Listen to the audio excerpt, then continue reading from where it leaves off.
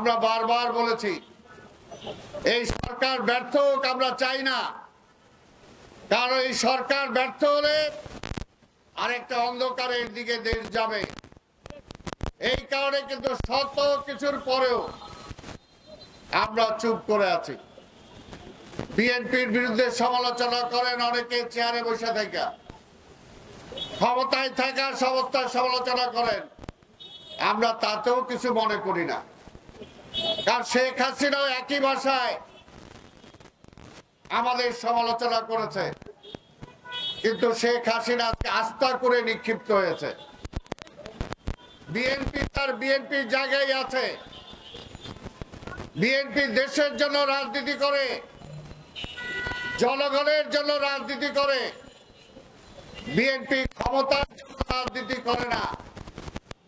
আমরা এটা আগেও বলেছি, ক্ষমতা চাইলে বিএনপি অনেক আগে ক্ষমতা শেয়ার করতে পারত। আর বেগম খালেদা জিয়া প্রধানমন্ত্রী হওয়ার পরও প্রধানমন্ত্রিত্ব না ছাড়লেও পারত। আর আজকের এই সিটি কর্পোরেশনের মেয়র, এটা কোনো বড় কথা না, কিন্তু আমরা আইনের শাসনটা বিশ্বাস করি। কোর্ট দিছে, নির্বাচন কমিশন দিছে, আপনার মন্ত্রণালয় থেকে কোনো কারণে সেটা তো নাকচ করেন নাই। অফিসিয়ালি আপনারা কোনো চিঠি দিয়ে তো সেটাকে নাকচও করেন নাই যে নির্বাচন কমিশন যে গ্যাজেট প্রকাশ করছে সেই গ্যাজেটকে বাতিল করা হলো।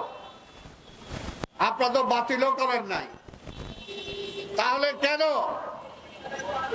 আজকে ইসরাককে আপনারা সেই মেয়রের দায়িত্ব দেবেন না?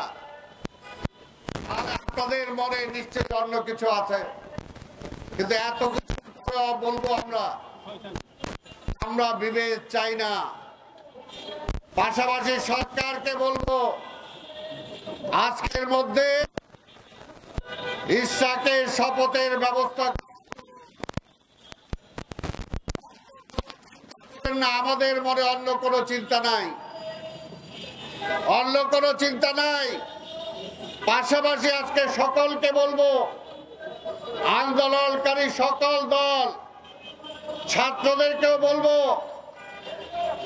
যে আজকে পার্বত্য চট্টগ্রাম পোর্ট বিদেশিদের হাতে যে ইজারা দেওয়ার প্রক্রিয়া চলছে,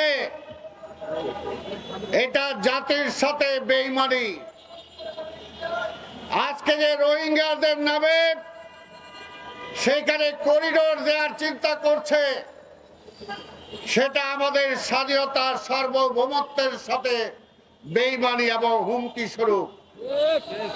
আমরা বলছি এই রকম কোন পদক্ষেপ নিয়েন না, তাহলে অবশ্যই বিএনপি সকল রাজনৈতিক দলকে নিয়ে মাঠে নেমে এসে এই স্বাধীনতা বিরোধী পদক্ষেপকে আমরা প্রতিহত করবই ইনশাআল্লাহ।